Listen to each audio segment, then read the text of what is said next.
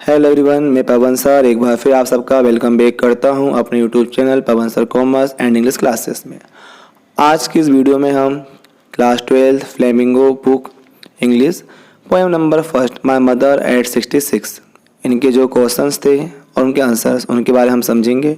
अगर आप मेरे इस यूट्यूब चैनल पर पहली बार आएँ तो प्लीज़ इसे सब्सक्राइब करना ना भूलें और साथ ही साथ में जो नोटिफिकेशन बेल आइकन बटन है उस पर आप ज़रूर क्लिक करें ताकि जो भी इन्फॉर्मेशन है वो आपको टाइम टू टाइम मिलती रहे और सबसे पहले मिले।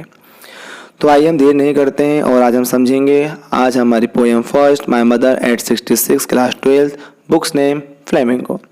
First question, what is the kind of pain and ache that the poet feels. यहाँ पे जो पोइट है वो कमला दास जी हैं। कमला दास जी किस प्रकार का तकलीफ और दर्द के बारे में महसूस करते हैं उसके बारे में आपको बताना है। इसका आंसर है the poet sees her mother sitting beside her and she dozing. वो अपनी माँ को देखते उसके बगल में बैठी हुई है और जो ऊँग रही हैं। हर माउथ इज ओपन, उनका मुंह खुला हुआ है। Her face is pale like a dead body, उनका चेहरा काफ़ी स्थिर है, मान लीजिए जैसे कोई मृत शरीर हो। सी इज एजिंग, उनकी काफ़ी उम्र हो चुकी है। And this is the pain and ache that the poetess feel. तो कवियत्री जो है इस प्रकार का दर्द अपने अंदर महसूस करती है। आगे बढ़ेंगे। अगला क्वेश्चन है why are the young tree describe as sprinting. युवा पेड़ है यंग ट्री से उन्हें दौड़ते भागते हुए क्यों कहा गया है। आंसर है when the poet was watching outside the window of the moving car the trees seemed to be running in the opposite direction, so she described young trees as sprinting. The trees are personified in the poem. जो कमला दास जी कहती हैं जब वो car चलाती हैं और बाहर की ओर देखती हैं अपनी विंडो से तो ये जो यंग ट्रीज हैं वो उनके अपोजिट डायरेक्शन में भागते दिखाई देते हैं। इसलिए उन्होंने कहा हुआ कि जो यंग ट्रीज हैं वो एक स्प्रिंटिंग एक हंसते खिलखिलाते नन्हे बच्चों की तरह भागते दिखाई दे रहे थे। Question number 3. Why has the poet brought in the image of the merry children spilling out of their homes?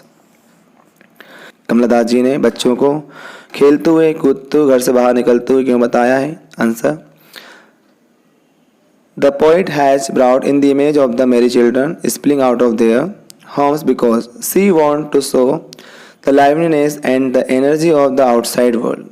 क्योंकि बच्चे भागते घर से बाहर आते हैं तो उसमें उनके अंदर वो एक जीवन जीने का तरीका और उनके अंदर एनर्जी ऊर्जा का एक शोर देखती हैं जो आज के संसार में दिखाई देने को नहीं मिलता, जो आज के संसार में आपको नहीं मिलता।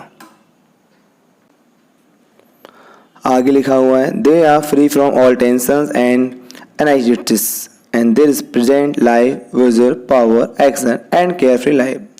बच्चे जो होते हैं जीवन में सारे तनाव से मुक्त रहते हैं और वो एक अलग जीवन जीते हैं, उत्साह भरा हुआ शक्तिशाली काम करने का और केयर फ्री लाइफ जीते हैं।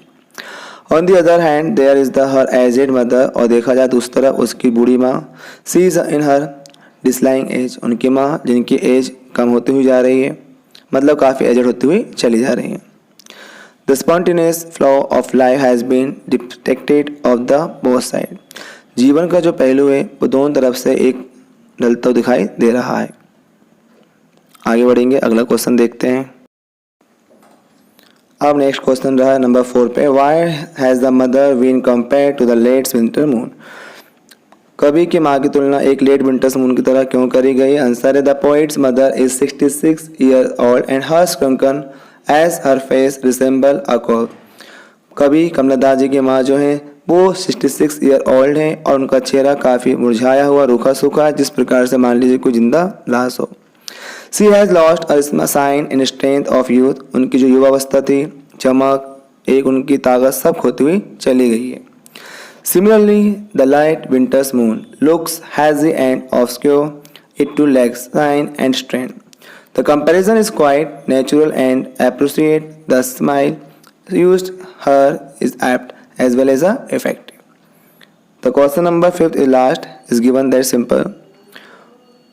What do the parting words of the poet and her smile signify?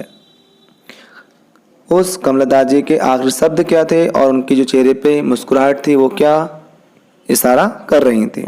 Answer the parting words of the poetess and her smile signify some sort of hope that she is promising to meet her mother again and she might find her alive, so he spread a smile on her face to pay her mother her last tribute. Also she is in trouble to be parted from her. तो उसने अपनी माँ के पास आखिरी शब्द जो थे bye bye अम्मा और कहती दोबारा मिलूंगी, और वो अपने चेहरे पर स्माइल लेकर चली जाती है। तो यहाँ पे हमारी वीडियो कंप्लीट होती है। ये हमारी poem my mother 866 first Flamingo book के क्वेश्चन आंसर्स पूरे कंप्लीट हो गए हैं। अगर आपको वीडियो अच्छी लगी तो प्लीज़ लाइक करें, सब्सक्राइब करें। Thanks for watching it.